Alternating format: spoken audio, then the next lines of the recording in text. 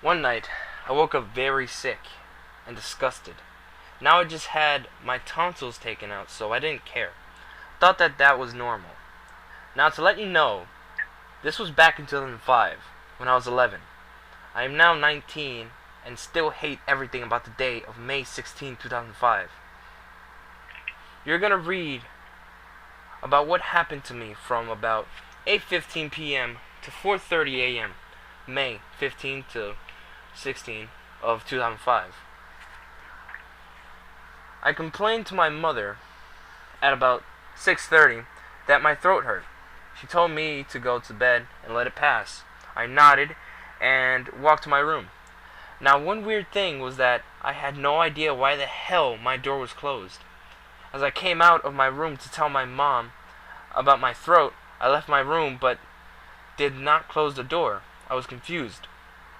Now, at the time, I had a disorder where my brain would sort of pause. So, like, if I stopped for a moment with my mom next to me, I would then turn around. She's 10 feet away. It was scary as hell at first, but I got used to it. I thought that was what happened. When I entered my room, my television was turned on. Now, remember, this was 2005. The brick TV was still popular, but I had a widescreen TV.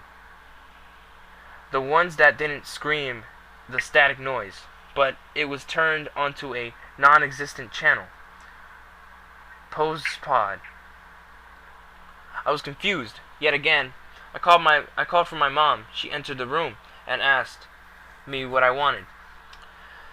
I asked her, "What channel is this?" She looked at my guide and got something like SK354.31.4224.222W. Now, that is not exact, but it was in that format. To this day, my TV still has that channel name, but the name always changes, and it's always static screened. I fell asleep at about 8:15. That was when the freaky shit happened. I had dreams of a man.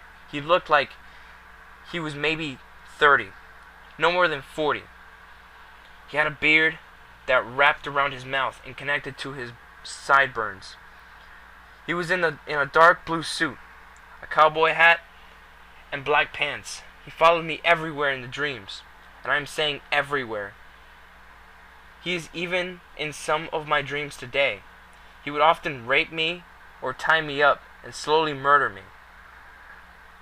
I never had suicidal thoughts because I had awesome parents, lots of friends, and, well, I was totally spoiled. But in these dreams, on that day of May 15, 2005, there were maybe 3 or 4 men. They were all gang men and were violent and brutal. They always found me somewhere, shot me, or would poison me by lethal injection. I always died. Now, what is even more fucking scary is I felt the pain. If they poisoned me, my lethal injection needle, I felt the needle. And then, the most scary part of it happened. 2 words were shown. Run now. As soon as I woke up, I thought to myself, what the fuck? I looked outside. It was about 1 a.m. Holy shit. I made it through those nightmares for 5 fucking hours. But outside were the same 3 fucking men. To myself, I said, I better fucking run. Now, excuse my language, but this was scary. I woke up my dad. The men were at the door. My dad wakes up. The men are in. My dad pulls a gun. The men are in my room. And I wake up completely. All of the stuff after Run Now was another dream. But it was 1 a.m. again. And the men were in my room.